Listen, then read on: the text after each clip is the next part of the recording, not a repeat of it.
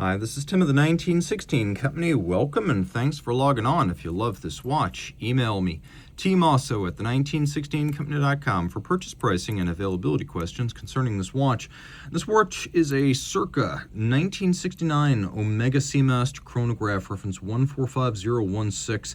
It is yellow gold, radial dialed, powered by a moonwatch caliber, and beautiful. It's not another Speedmaster, and thank God for that.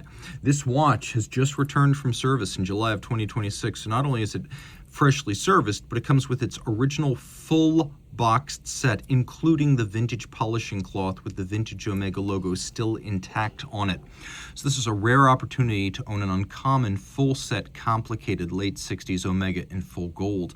Taking a look, you can see 38 millimeters in diameter, 14.1 millimeters thick. I measured 43.3 lug to lug with a 20 millimeter spacing between the lugs. We'll pop open the clasp. Bracelet is a 1116548, so that refers to the bracelet as well as our end link profiles, and it's a lovely watch that has a considerable mass for the period of 137.04 grams in full yellow gold.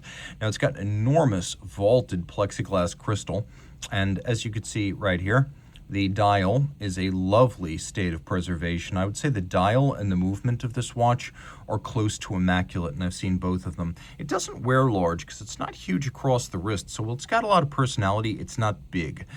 A woman could wear it, a man could wear it. It's not tiny, it's not petite, but it's also not huge, and the cushion case is very much of its era. If you remember the limited edition solid gold, I think it was the 145.022BA Speedmaster Professional Moon watches, this is almost like the Seamaster cousin of that. Easy to wear, and not as thick as it looks. Taking a look at the case, you can see it's been refinished over the years, but it is fairly intact. And in terms of the metal being symmetrical in form and volume, from corner to corner and end to end, it's very well preserved. Of course, this is probably the most weathered part of the watch, the exterior, because the dial and movement are utterly spotless. I just want you to see exactly what you're getting here, and also realized how relatively untouched this is, because those Boscoriale tarnish patterns that you see around the crowns and the pusher, all that indicates a substantial lack of handling and refinishing, because the copper component of 18 karat gold only begins to present itself like that if left untouched for a long time. Omega logo on the crown, and if you look very carefully, a little Omega logo on the plexiglass. You could see no lies here. Those black inset indices are as crisp as you're going to find, bereft of marks. The dial, absolutely untouched. Applique Omega logo, black inset hands, radial style registers, a little bit like the later Project Alaska's. We have a tachymetric scale, and of course a chronograph. We'll do a quick loom shot just so you can be absolutely sure that there's nothing to see here. And yes, the T signature on an unloomed dial is correct. Underneath the case back, which features the hippocampus, this would have been a 60-meter watch in its day. I would not recommend testing that theory today. This is a vintage watch. Retire it from seaborne duties. You can see a little bit more of that Boscoriale pattern on the case back, indicating once more that it has not been extensively worn. And then inside, a moonwatch caliber. So it's the Lamagna 1873 here in Omega trim as the 861. Manual wind, 3 hertz, 17 joules, 48-hour power reserve, very tough. A cam and a lateral clutch, and the movement is unbelievably clean.